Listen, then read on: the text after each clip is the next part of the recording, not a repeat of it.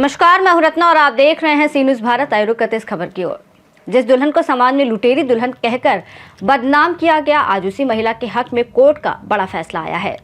दुर्ग न्यायालय ने मामले की सुनवाई के बाद स्पष्ट किया कि विवाह को लेकर लगाए गए आरोप कानून की कसौटी पर टिक नहीं पाए। क्या है पूरा मामला, देखिए ये रिपोर्ट। दुर्ग में चर्चित रहे इस मामले में भारती जैन पर आरोप लगाया गया था कि उन्होंने संतोष जैन नाम के रसूखदार परिवार में शादी कर धोखाधड़ी की। परिवार की ओर से विवाह को ही नकार दिया गया था, जबकि दोनों के रिश्ते से एक बच्चा भी है। मामला कोर्ट पहुंचा, जहां दस्तावेज, विवाह संबंधी तथ्य और कानूनी प्रावधानों पर लंबी सुनवाई हुई। अदालत ने अपने आदेश में स्पष्ट किया कि प्रस्तुत वाद प्रचलन योग्य नहीं है और इसे खारिज किया जाता है। कोर्ट के फैसले के बाद भारती जैन को बड़ी राहत मिली है, जिन पर लुटेरी दुल्हन जैसे गंभीर आरोप लगाए गए थे। आज वही आरोप न्यायालय में साबित नहीं हो सका। बताया जा रहा है कि विवाह हिंदू रीति रिवाज से हुआ था और दोनों के संबंध से एक संतान भी है। इसके बावजूद विवाह से इनकार किया जा रहा था, लेकिन अदालत के फैसले ने अब इस पूरे मामले की दिशा बदल दी है। भारती जैन को लेकर के तो बहुत सी पेचीदगियाँ चल रही हैं इन लोग के द्वारा, उनके ससुराल पक्ष वालों के द्वारा। धारा 11 हिंदू विवाह अधिनियम का प्रकरण दर्ज किया गया था 31 जनवरी 2025 को।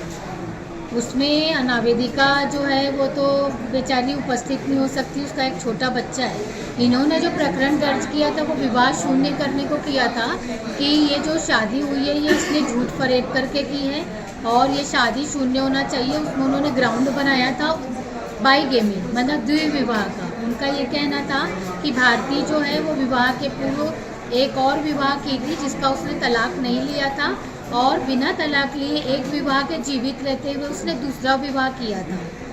तो उसके बेस पे उन्होंने बाईगेमी के बेस पे धारा 11 लगाया था हिंदू विवाह अधिनियम में, जिसकी हमने जो उसमें जवाब देना था, हमने जवाब देना उचित नहीं समझा। मैंने उसमें ऑर्डर 7 रूल 11 जिसको बोलते हैं CPC, व्यवहार प्रक्रिया संहिता, सिविल प्रोसीजर कोड, उसके अंतर्गत मैंने एक आपत्ति दर्ज की थी धारा 7 आदेश 7 नियम 11 और उसके तहत हमने क्या किया था, माननीय प्रधान न्यायाधीश कुटुंब न्यायालय में ये हमने एक अपना आपत्ति दर्ज किया था।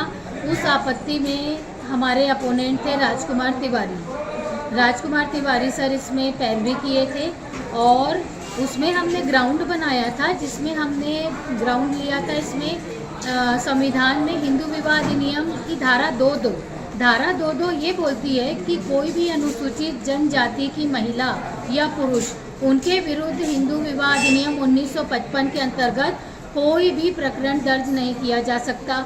चूँकि आवेदक जो हैं, इनके जो ससुराल वाले हैं, उन्होंने धारा 11 हिंदू विवाह अधिनियम के अंतर्गत इसका विवाह शून्य का प्रकरण दर्ज किया था। माननीय न्यायालय के समक्ष हमारी आपत्ति थी। इसके अलावा हमने एक दूसरी आपत्ति में ये भी लगाया था कि संविधान का अनुच्छेद 366 का खंड 25 उसके अंतर्गत भी ये बात बोली गई थी कि यदि इनके विरुद्ध कोई प्रकरण लगाना है, धारा 11 अगर उन्होंने लगाया है तो 366 का खंड 25 ये बोलता है कि इन्होंने जो प्रकरण दर्ज किया है इसमें इनको मतलब भारतीय संविधान के अंतर्गत या राजकीय मतलब जो राजपत्र जो गजट होता है, गजट के तहत कोई भी ऐसा इनको नियम बताना है जिससे वो इसको चैलेंज कर सके। जो भारती जैन ने अपना अनुसूचित जनजाति का जो कास्ट सर्टिफिकेट प्रेजेंट किया है उसको वो चैलेंज करे। तो उन्होंने हमारा जो उनका जो धारा 11 जो खारिज हुआ है उसका मुख्य कारण है जो हमने लगाया है संविधान के धारा 2.2 और अनुच्छेद 366-25 उसके तहत जो है उनका जो खारिज हुआ है और हमारी पक्षकार अनुसूचित जनजाति की है, उसने हिंदू धर्म की अनुयायी नहीं है। तो इस आधार को ग्राउंड बनाया और सबसे मुख्य ग्राउंड बनाया गया माननीय न्यायालय के द्वारा कि उन्होंने उसकी जो कास्ट सर्टिफिकेट है, अनुसूचित जनजाति की जो कास्ट सर्टिफिकेट है उसको उन्होंने चैलेंज नहीं किया है, उसका खंडन। कानून प्रक्रिया तो चलती रहेगी, लेकिन कानून से पहले जो दो पक्ष एक दूसरे के ऊपर आरोप प्रत्यारोप लगा रहे थे, इसमें भारती जैन का क्या कहना है? आगे अगर जीत मिलती है या आगे उनके लिए क्या चाहती है? देखिए, धारा 11 में तो हमारी बहुत बड़ी जीत है, ये अनावेदिका की जीत हुई है इसमें, क्योंकि उन लोग का ग्राउंड क्या है, उन्होंने अपने प्लांट में कहीं बच्चे का जिक्र नहीं किया।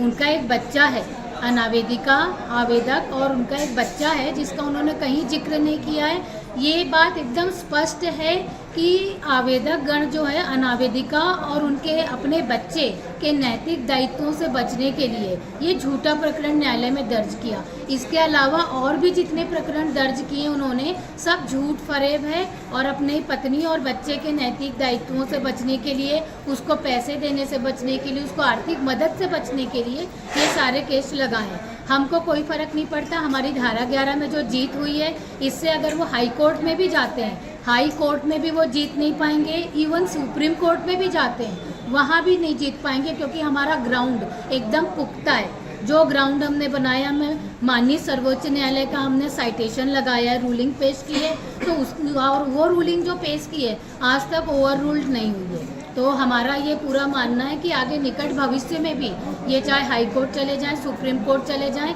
हमारे प्रकरण में कोई इसमें फ़र्क नहीं पड़ेगा। और हम अनावेदिका की ओर से और भी बहुत से प्रकरण इसमें लगा रहे हैं, जैसे धारा 9 लगा रहे हैं, हमने मेंटेनेंस लगाया, 85 BNS लगाया है और डोमेस्टिक वायलेंस अभी फाइल करने वाले।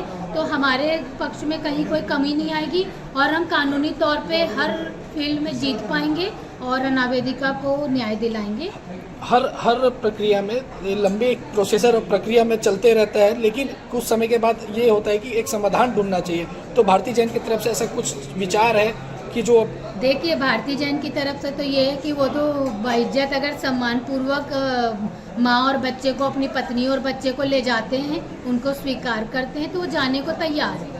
चूँकि अभी 144 का जो इंदौर में काउंसलिंग हुई थी मेंटेनेंस की, उसमें आवेदक ने साफ मना कर दिया कि मैं उसको नहीं रखना चाहता। ठीक है, अगर नहीं रखना चाहते तो चूँकि वो सामाजिक रीति रिवाज से आपने उससे विवाह किया, वो आपकी ब्याहता पत्नी है, तो फिर उसके एवज में आपको फिर बच्चे के भविष्य को देखते हुए, जैसा आपका कहना है, आपका मुँह ज़बानी हमारा 200 करोड़ का बिजनेस है, तो जैसा आपका लिविंग ऑफ स्टैंडर्ड है उसके समकक्ष आपको अपने पत्नी और बच्चे को जो है वो आर्थिक सहायता देना पड़ेगा।